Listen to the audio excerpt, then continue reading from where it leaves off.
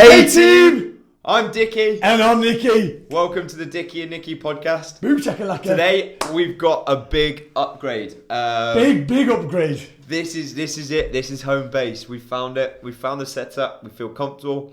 We've got some cool cameras going, so hopefully you appreciate the new quality of content coming your way. Guys, we have got this sexy setup just to give you guys more. Yeah. I feel like I'm sat on like an interview show.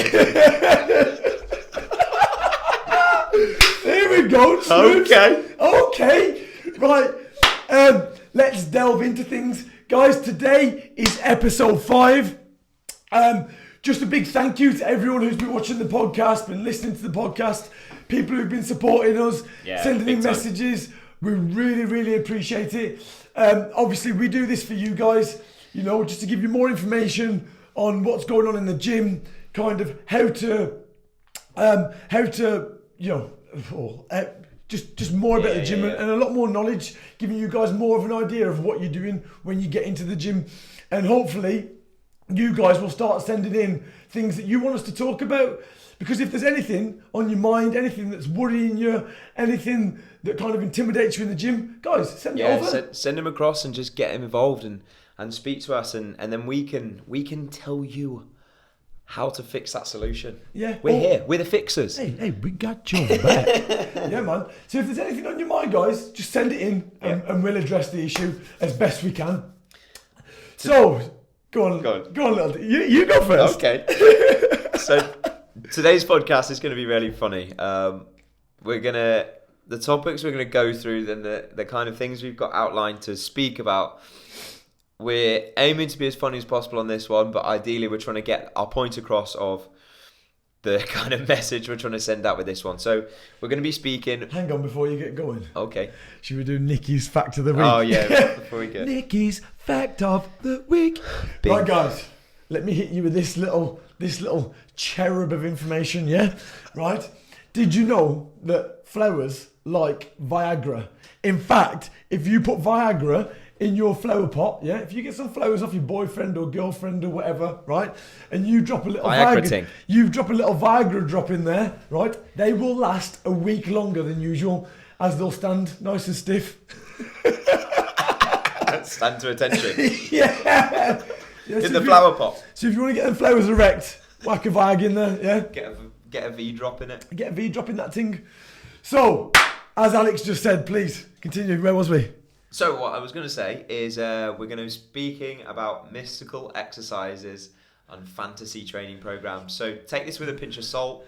As I said, the aim is just a bit of fun around what we've seen around the gyms that we go to, around our gym. Instagram is obviously the biggest culprit. You see so many criminal things. So many I things. think that fuels a lot of like hatred of me, of just seeing people. I'm just like, what are you doing? And it's always the people with just so many followers as well, and everyone's then like taking it from them, and they're like, oh my god, and it's just. So we're gonna. It is very working in the fitness industry and seeing it all the time. It is extremely frustrating when you've got people in a position to kind of influence people and be able to give their followers really good information. The dropping things on them that are kind of overly complicated just to get a sell out of them, and really mixing things up and just lying to people, man. Yeah, that's it. It's just pure. Lies. Telling lies, man. So, the first bit we're going to address is, before we get into this subject, we're going to talk about our own training methods and how we kind of do things ourselves, and how we see fitness and strength and what we take from it. Yeah, so Alex is going to kick it off with what he like, how he likes to train and that thing. The good thing about Alex and I is we're actually very similar. Yeah, the way we want. Yeah, in the way that we see fitness and the way that we train. So go on, little Dicky. It's big Dicky to you. It's little Dicky. So very, very functional based, very performance based, very just like. All I really care about is being fit, being strong, being able to do cool shit. At the end of the day, I just want to... We need a little ting on that. I just want to... Cool shit. Cool shit. I just want to be able to just... If I want to go for a run, I go for a run. If I want to jump and if I want to climb, if I want to do anything, I'm in a position where I can, and I can hold my own in whatever situation I'm put into. And as a byproduct, I don't necessarily concentrate on the aesthetic side of things and focusing on looking good. It just comes as a byproduct of that. And yeah, of course you will, but it's not my main focus. And I don't say focus on certain exercises that I know are going to give me bigger arms, which is probably evident. I suffer that issue as well. I've got big lower body, little upper body syndrome. That's the issue with training legs 4 or 5 times a week. That's it. I just love training legs. The amount of clients, so addictive. When the clients are like, "Is it leg day tomorrow?" And you're like, "It is, yeah." I had someone warming up this morning. He was doing some reverse lunges, and he went, "Alex, are we doing leg day without you telling me?" I went, yeah, we are. I get that excited for leg day. I do. I love it. I get that excited for leg day that I tell my clients, like, I envy you. I envy about what's to come. It's like, I wish I was doing the session for you. It's like the hack squat. I just love killing myself on the hack squat. That is my Every single time I take a client to the hack squat, they're like, you see the just emotion, it's by far my favourite bit of kit in that gym. Yeah. I can get on the hack squat and I can do maybe 15, 20 sets just do a hack squat workout. Just do a whole leg session on there. I love it so much. It's by far the best bit of kit in that gym. Yeah, and you'd be crawling out the disabled door as well. That's what it's all about. You don't know. Yeah, so it's your side of training. So I'm very similar to Alex. So the way I like to train is I've never really been too bothered about what I look like aesthetically. Although it's always been on the back of my mind, I like to make sure that I sit at a kind of sort of general weight. It's never really appealed to me to be super lean, to be super shredded, to be at that bodybuilding competition level. Yeah. For me, I like to be really functional. Like you said, if I want to go for a run, I have that ability, and I can go at a decent pace. If I want to do a bit of strength training, I have that ability. Doing handstands, I can hold. That's something I want to get good at, is the gymnastics. I can walk around my hands. I can do front flips. I can do muscle ups. I can do back flips. The first time I went out with you, the first time I've ever witnessed a Nicky B front flip, and we were playing golf in the range, yeah. And then we went out to Northern Court because it just escalated very quickly. And then there was a homeless man playing his drums when he was like banging away, and Nick went, wait, play that again. And then he started doing bloody front flips and back flips all over Northern Quarter. That's it, isn't it? Do you know what I mean? You see his 95 kilo chassis flipping around. So like you, I like to be strong, and for me, I think fitness is so important. Having a strong heart and lungs, and being able to physically do things. Something that I am finding out more about, especially since you and I started hanging around, is a lot more mobility, a lot more stretching. I'm starting to delve deeper into that as I understand the massive importance of having full range of motion and being more mobile. Going into later life, a lot of the older generation, they struggle to walk, they're on Zimmer frames, and that's because they've neglected the bodies the whole life. And I really appreciate the importance. Again, you've taught me quite a lot in terms of mobility and flexibility, and just how important that is within your gym routine. Yeah, massively.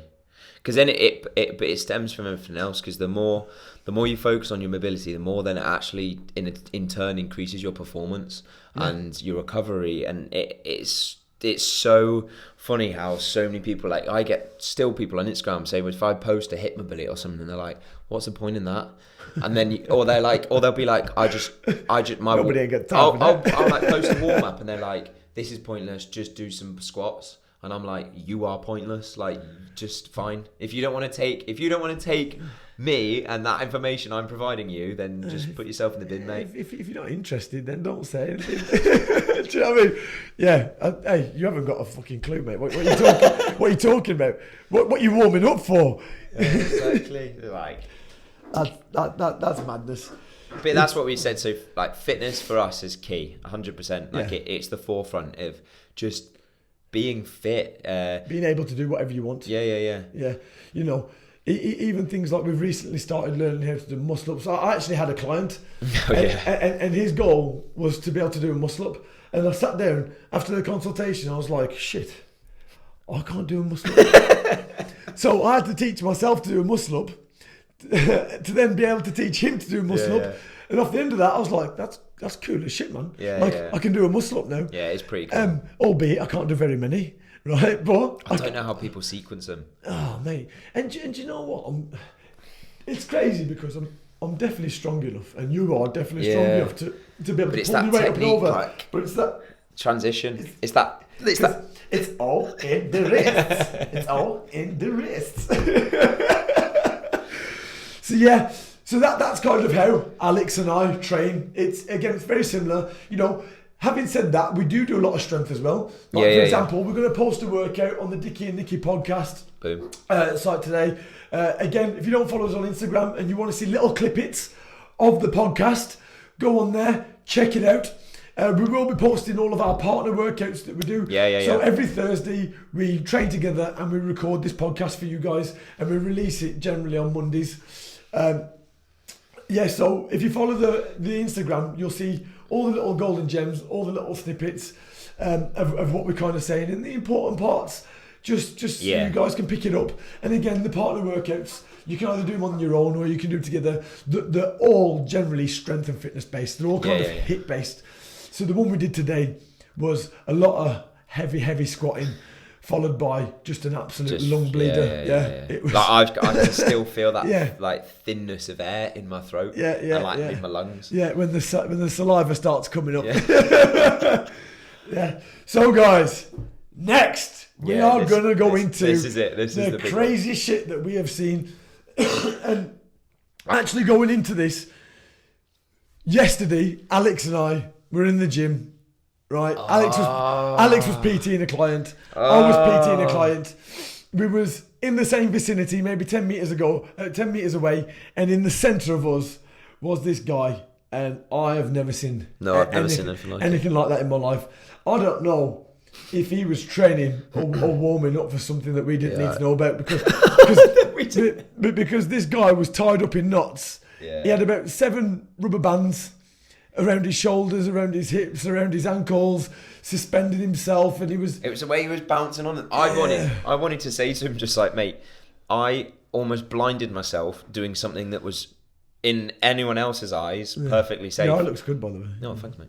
Like the amount of people that do banded muscle ups, like it's not unheard of, and then this guy's doing bloody bungee cords on the rig, and you're like, mate, don't be doing that. You're going to lose your eye. I just don't. Let me paint a picture for you if you're listening, or if you're watching. This guy had about 7 bands with him, right? All different. All different thickness. Sconce came to me and he went, "What's Tightrope Terry doing over there?" At one point, he had a band around. He had 2 bands around his waist. He had 2 bands around the top of the frame, and he's lying back, pulling them. He had a band around each ankle, and he's there doing like this climbing motion. I'm thinking, are you actually working anything there? I mean, the thing is, what I really hope it looked like he had a hammock set up made out of rubber bands. Do you know what I mean? And you should have got a book out and started having a pina colada. The biggest thing for me is, where did he see that? Where did he get the idea to do that? It's got to be from Instagram. Oh, I don't know. It's because you see so many just crazy stuff that you're just like, I don't know if people are just really weirdly creative and they just think of these exercises and they go, I'm going to try that because that'll be good for this. Or they see someone do it and they get influenced by that and then try it themselves. Or I really don't know, because you see too many things of just like legs where legs shouldn't be in things. Like, you're like, what are you trying to achieve? Like, I'm stood there watching the guy, and I'm even racking my brains because I think, right, I'm not going to. Because I was trying to give him, I was trying to be like, no. Benefit of the doubt. What's he trying to do? Benefit of the doubt. I thought I'm not gonna sit here and in my mind just slagging him off like, what's this guy on? Like I'm stood there, and it's hard because you're with a client, and then on client rests, I'm there watching him. I'm really trying to figure out what this guy's doing. It was madness. Yeah. It was, because it didn't even look like he was like pulling any resistance. No, he was like bouncing. Yeah, or even gaining any kind of plyometric explosion into there, or like it didn't look like it was engaging any part of him. It just looked like he was having a right good old time, just bouncing around on these rubber bands. Maybe that's what he wanted. Maybe he just wanted to just bounce around on some rubber bands and have some fun. That's it. I can enjoy that. I might go do that tomorrow. I've got 4 rubber bands. How many you got? Like 7. Well, we've got 11 rubber bands. We'll just create an actual hammock. Stand by. Yes. Again, if the guy was achieving something and we missed it, then we apologise.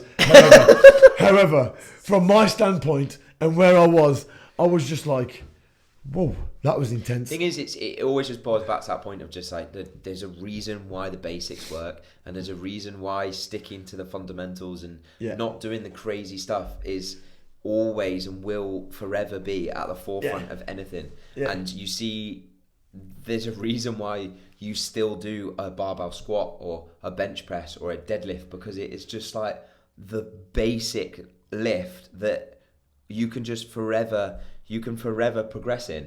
You don't have to suddenly do like backflips with a barbell squat. Like, just keep doing the fundamentals and you will still continually progress. You don't have to do this like mystical exercises that are just like actually aren't benefiting you in any way, shape or form. You just look like a nut. I guarantee you now, there will be no one ever looking at me training a client thinking, what's he doing? What that's achieving? What's he doing that for? Again, it's just sticking to the basics, doing them well, and progressively working on it, using that progressive overload to constantly up your strength. And you do not need any magic exercises. I got a good one for you. Right? Oh, here we go. I was in a gym. Okay. I was in a gym training, right? And there's this woman. She's on. So imagine, the cable machines, but the shorter ones. So they're like 2 foot apart. Yeah. Like kind of what we have in the corner. The A-frame. Is it A-frame? Yeah, so like that. So you imagine you've got these 2 short cables. Generally what people use to do, cable chest flies and stuff like that. And she's got the anchor point on the lowest point. Okay. She's got one of the handles, the short handles that you use to do like bicep curls and things like that with. She's got that tied around her ankle, right? Okay. She's lay on the side on the floor and she's flopping around like a fish, right? Pulling her foot backwards and forwards, but her body is going all over the place. I actually run over. I thought she was having a fit, right? I'm not joking. So I went over. She finished the exercise. I went, "You okay, love?" I said, "What? Just out of interest, what muscle group are you working there?" And she's like, "Training the glutes, isn't it?" So I was like, "Oh, okay." I said, "Do you feel it in your glutes?" She's like, "Oh yeah. No one ever says no to that. So I said, "Come here a second, can I show you something?" Right. So I got her. Do you know on the assisted pull-up machine? Oh yeah. I got her to stand on that because it's literally right next to where the cables were. Okay, yeah. Right, I got her to stand on that, 1 foot on the assisted pad. I said, hold on to the handles and with your heel, push down as hard as you can. And when you get to the bottom of the exercise, really squeeze your glute. So she pushes down on it. She comes back up. She pushes down. She goes, "Oh my God." Comes back up. She gets off it. I said, "Did you feel that?" She went, "Yeah." I said, "Did you feel it more than the last exercise?" She went, "Yeah, a lot more." I went, "Well, why don't you do this exercise then?" But something like that, it's because that would have been a video that she's seen some stupid bloody fitness chick doing on Instagram. Yeah, and it's crazy to think that someone has put that out there, and she saw it and she thought, right, this is the next new exercise. Guys, we're in 2020. People have been training for thousands and thousands of years, right? I guarantee you, up until the last 10 years, no one's ever used that exercise for a reason. Right? It's not a mainstream exercise that works the glute for a reason, right? Yeah. Because it's mystical. It's just been made up. Yeah. Another big thing that we get in the gym, since I started PTing, when I very first started PTing, you see a lot of young lads come in, and the biggest thing is deadlift form. Oh, by far, right? Break your back deadlifts. A deadlift I think, is the most beneficial exercise on the market. It's the most functional thing because it's picking something off the floor. It's the most functional, and it's also the exercise where you can lift the most weight, and it's probably where you engage the most muscles. Yeah. There's nothing that engages more muscles than a deadlift. It is kind of the daddy of all exercises when you think about functionality. Now, it's easy to get wrong. If you don't know what you're doing, 100%. It's easy to get wrong, and if you get it wrong, you can cause yourself massive issues in the long term. Yeah, lower back, it can ruin you. However, if you get it right, it's quality. It's the daddy. Yeah. And I had a young lad, young lad, he must have been about 18, 19, smashing out deadlifts with 140 kilo, which isn't lightweight. It's enough to really injure you, right? And he's deadlifting with his back in apex, right? He's literally lifting the whole weight. His legs are practically straight, right? And he's doing this deadlift, pulling it up with his back and down, smashing it off the floor, up and down. And I just went over there, I went, "You're right, pal. Try to be as nice as possible. Like, are you training for anything specific?" Kind of find out who he is, what he's about, what he's training for. He's like, "Oh no, I'm just training it." So I said, "Okay." I said, "Have you ever deadlifted before?" So, yeah, deadlifted loads. I said, "Look, this is my job. It's what I do for a living." I was like, "Can I give you a couple of pointers?" Because from where I'm standing, your back isn't right, and you could cause yourself a lot of issues. Kid, boom, straight away got his back up. He's like, "No, mate, I'm all right, man. I've done this before. I know what I'm doing." I went, "Are you sure, pal?" I said, "Because it could be." It could be detrimental to your body. That's it. And he got the arse with me. Yeah, he was giving me the death stare, walking around the gym. Yeah, I swear to God, yeah. But the thing is, he'll notice that in 10, 15 years' time when he's walking around like Quasimodo, and he's like, "I wonder what this is." And it's like, you're deadlifting like a penis 15 years ago, mate. It's crazy. And, in fairness, I do have... I remember coming across a video of me doing that recently. Like, as in when I first started deadlifting. Okay, yeah. And it's just like, you watch it and you're like, oh, yeah, God. You cringe inside. Because we've all been there, and you have to learn. Some people get it straight away. But that's the thing, is you've just said it, we've all been there. Yeah. We've all been through that transition, and that's why we're in the position we are, because we've been through it and we know what you're not meant to do and how you're meant to do it. So someone like that, it's just like, just get your chip off your shoulder and take some advice. When I was 22, I injured my back really badly. Deadlifting? Yeah. And I don't actually do this anymore. I don't 1 rep max anymber. I've not 1 rep max since I was about 22. I find it hilarious when someone on Instagram goes, "What's your lift numbers?" And I'm like, I don't care. And then I think every single time... Well, can you lift that? Yeah, every single time I do a Q&A, "What's your lift numbers?" I don't know. What are you asking? All of it. I live on floor 7. Like... Yeah. So I injured my back really badly trying to do a 1 rep max on a deadlift.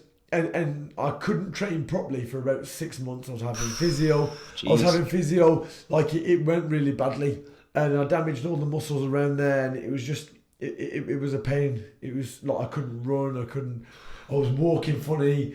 I was having physiotherapy. Like, it was just...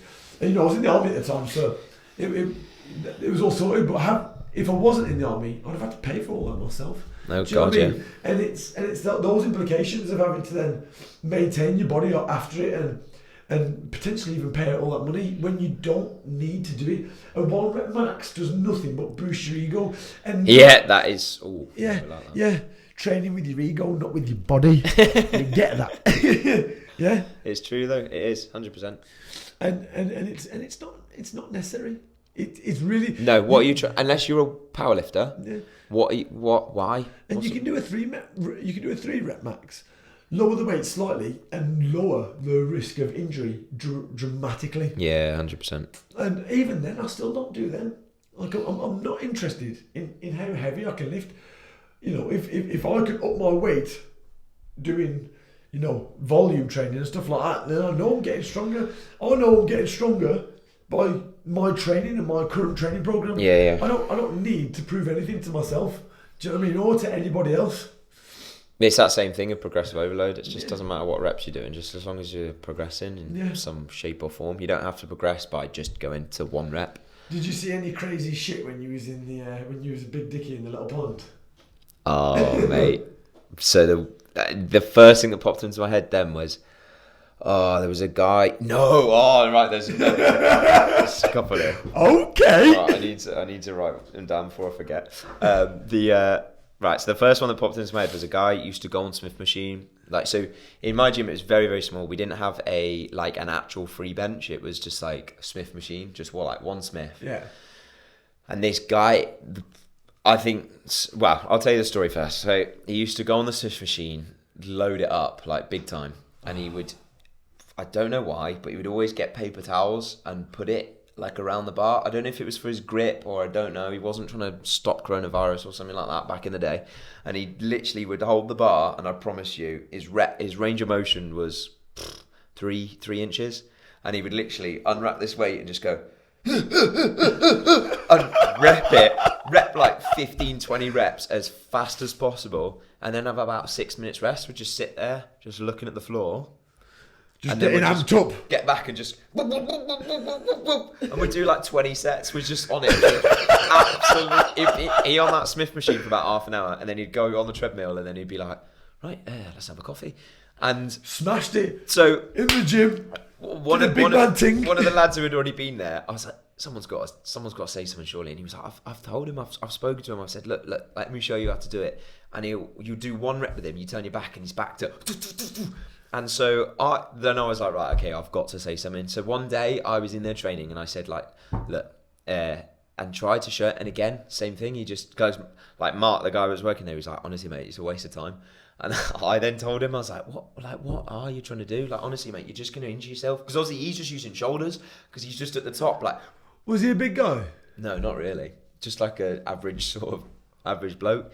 But he was just having none of it. And the worst one was then he had his kids in one time, and they were doing, he had them on like the lat pull down. They were doing a little superset on the lat pull down. And how old was his kids? Maybe like 16. Okay, so old enough to then be influenced. Yeah. He was then doing the same with them on like the lat pull down and the row. So obviously his just way of lifting was just like, so they're on like chest supported row, just like right, sit, shaking it to death. Sit down here, little one. Just wax the full stack on it. He's like lifting. But that's what he was just. It was just a case of how much weight can I push. It's madness. You see it in our gym as well. And then I've seen it quite. So there was another guy. You just used to stand on a medicine ball the whole time. Just no matter what he was doing, medicine ball. No matter what, stood on a medicine ball. So he'd stand on a medicine ball, lateral raises, and you'd be like, why? It's core stability. Yeah. Core stability. It's just good for your core. And you'd be like, what are you doing? So one of the medicine balls once split. So it wasn't like, like the slam balls. It was like the medicine balls, like, the hard ones where like they bounce. Yeah. Because obviously they're the ones you can stand on. Yeah. One time it split. Like the next, he got it out of the rack and he was like, the ball split. And he was like, it's because people keep slamming them. And I was like, hang on, mate. It's because you are stood on them for an hour at a time. Yeah. But a ball's designed to be slammed. Exactly. He's stand on it doing magic tricks. Oh, mate. It's when you see people doing crazy exercises like that, like a bench press into the holding the weight up.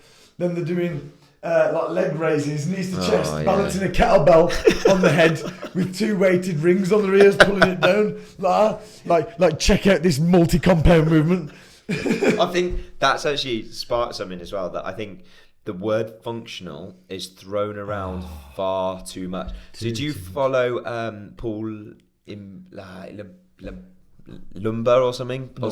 He's like this guy, and he just takes a piss out of functional people. So there'll be like a video of, say, someone just like doing something so stupid with bands or on a Bosu ball or just something mental, and then he just takes the piss out of it and shows how stupid it is and like will fall over and stuff. But it's so many people will look at functional and be like, it is like that, like grabbing a band and then having a kettlebell and then on one leg and then have it over your head, and it's like, that isn't functional. Functional is just replicating movement patterns that you use in everyday life in the gym. There's nothing. It doesn't necessarily mean that you have to be on a Bosu ball doing backflips while pistol squatting on a kettlebell. Like, you're it's not a fucking clown. The thing is, they are. You're not in the circus, mate. You're in your fucking 25-pound gym just down the road.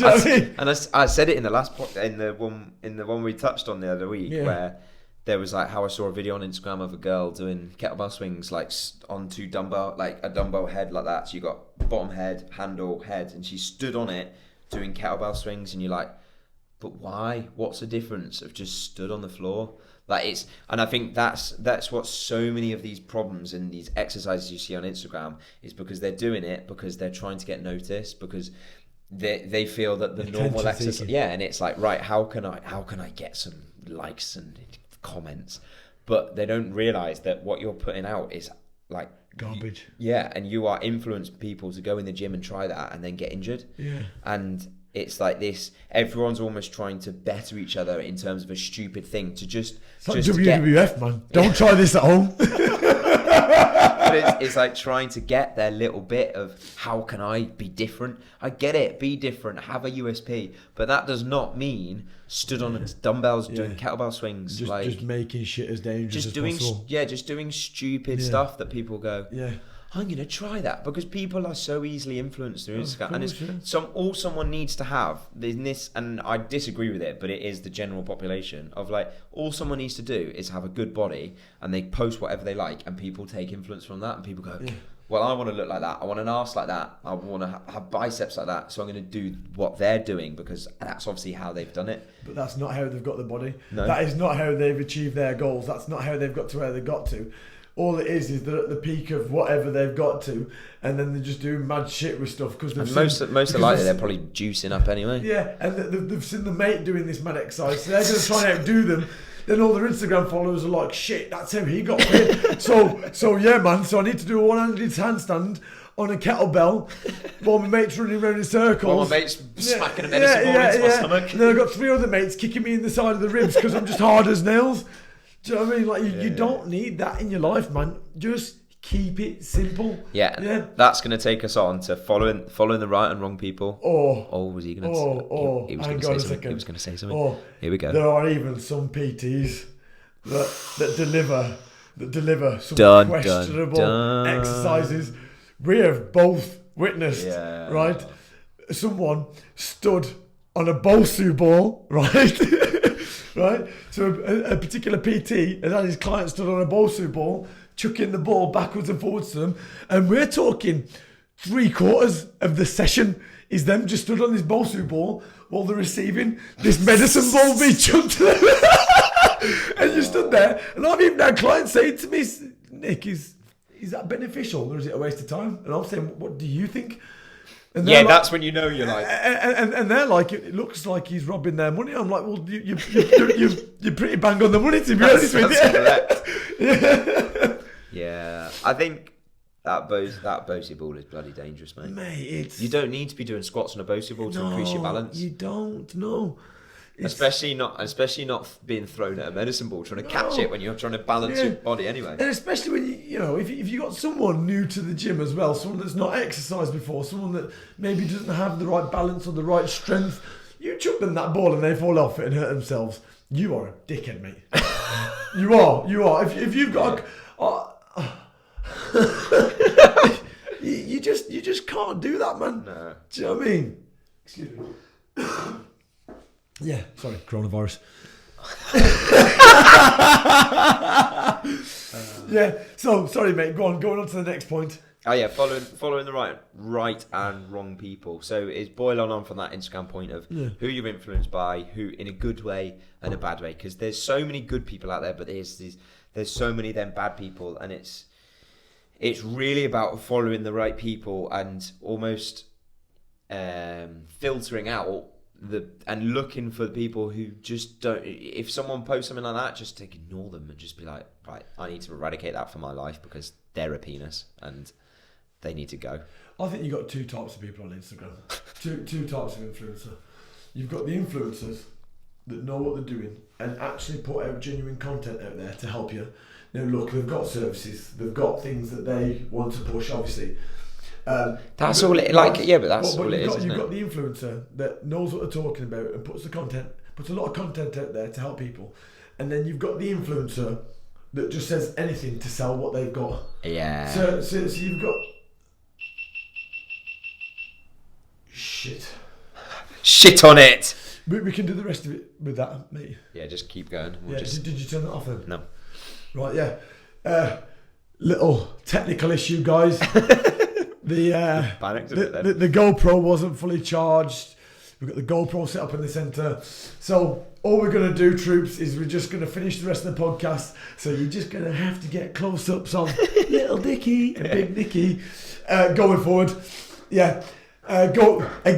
This studio setup is a new thing to us, and we're just kind of figuring out how it kind of works. Yeah, that's true. It's better for you guys in terms of our setup, having information at hand to chuck out to you. It's better because it's consistent, and we've got a better makeup here. However, again, we're just working out the finer technical things. Correct. But going back into Instagram, so like we were just saying, yeah. There are selling people selling you what they're doing. Instagram influencers that are putting out good content, how to do exercises, keeping things simple. And then you've got the Instagram influencer that's got into mega shape. He's got about 10 different affiliations with 10 different brands, that's pushing out all these ambassador messages, that's trying the hardest to sell you these special pills and potions, I've got a pill here that'll make you piss 20 times a day, and you'll lose 40 pounds of body weight in the next week. Just buy these pills, guys. It's bullshit. Yeah. It is bullshit. There's only bottom line. There's only one way to reduce your body fat: being on a calorie deficit. Oh yeah, we've spoken about that in the previous podcast. Yeah, right. There is no magic pills. There is no magic potions. There's nothing you can do. It's time and consistency. Yeah. So you need to be careful who you're following and what exercises you're seeing. There's a few that you follow. Who would you say that you follow that's quite a good representation of the industry? So the biggest one for me that sticks into my mind is I've learned in terms of functional training and that performance-based training, and how much I've been influenced by, how much I've learned. The big one that sticks out for me is a guy called Marcus Philly, who is actually an ex-CrossFit athlete. Yeah. And he then found his sort of niche making. Like, he was probably one of the first guys that started really pushing on Instagram and pushing workouts, mobility, and he almost he made me learn a lot about mobility as well. Then there's also a guy called Ollie Marchand, who's a guy in London who's built his own gym with his brother and like a best friend. And again, like, I've learned a hell of a lot from him in terms of performance training, in terms of exercise selection, in terms of what to put together, in terms of and even how to be a good coach. He really promotes a lot of direct coaching and all around that side of things. And he's even got like a sided Instagram account now, like of a coaching academy that I follow and take insight from. And then the other one is a guy called Jack Haran, who is very mobility based, and he's just a PT who used to work, I can't remember where it was, but a very like physio based gym, and he just knows his way around like the movement of the body. And again, I've just learned like those three for me. If someone was to say to me, what people have you learned a hell of a lot off of Instagram, it would be them three, 100%. And like every time they post something, I'll like be like, right, what's going on here? What do I need to take note of? And what do I need to be influenced by? And I think, and then probably a lot of my work that I do in a way is probably my interpretation as well of like, right, how do they do what they're doing? And then how do I put my own spin on it? And how do I then make it me and make it true to like myself? But the amount of things I've learned from them is madness. Yeah, no, that's you bang on, because you've actually, obviously you're in the industry and you're seeing the good and the bad and the ugly, and you've pulled out these people because they've influenced you on things that you've done. Massive. And it is important that, no matter what point you are in your life, everyone needs advice from other people. 100%, always learning. Yeah, we're always learning. Do you know what I mean? Nobody knows everything about their own industry. No one does. People at the top of their game are still learning from people within their industry. And getting the right influence on Instagram, and getting the right people, that's why you post a lot. Mate, you're one of the influencers that I follow that I love watching. Mate, I'm not just saying that because you sat here. Yeah, you're home. I'm not saying it because you sat here, mate. But I've taken a lot from your mobility posts and and your warm-up post and you're stretching and you're moving, because it's something that I lacked personally in my life. You know, there's a couple of lads that I like to follow called The Lost Breed, and they are just really high energy. I love watching the workouts. I love replicating them. These guys just go at it. They just do basic workouts, but they go at high velocity. They go in, and that is just me all over. That's what I'm about. To pull it in. And I also, a big one for me is Julian Smith. Yeah. I love following Julian Smith. I love his story, you know, of how he bulked for so many years and he shredded down. Yeah, because he's a big one that says, like, oh, you've got to be bulking for years, and lay those foundations. I forget how long it was, whether it was 4 or 5 years, but yeah, like you said, he laid them foundations, and he calls himself the quad guy. And hey, I appreciate a good set of pins. And that guy, and not only that, his mobility and his range. Have you seen his sissy squat? Oh, his sissy squats, free weight, like without, he's nowhere near anything. Yeah, but his sissy squats off the edge of the edge of his truck, and he gets his knees below his feet, and then gets back up again. The mobility required and the balance and the strength required in that is astronomical, and he keeps his body straight as well. So to be fair, him in terms of a bodybuilding perspective, when that was really like, because I used to be very, very heavily. That's how I used to train. It was very bodybuilding based. The amount I learned from him, like time and attention, I probably learned what time and attention was because of Julian Smith, because of him, because every single exercise he'll post like 3, 1, 1, 3 or whatever, and I was like, what's he even on about? It's tempo. And then he's on about tempo, and then I'm like, I'm now doing bicep curls to that tempo, and I'm like, wow, that's just explain what that is to the troops. So usually what you lay it out as, you've got an eccentric, a pause. So an eccentric is your negative portion of your rep, i.e. so let's break it down with a squat. So that's as you come down in that squat position. You've got then pause, which is just that bottom hole pause position. Then you've got your concentric, so that's your positive, so that's as you come out of the rep.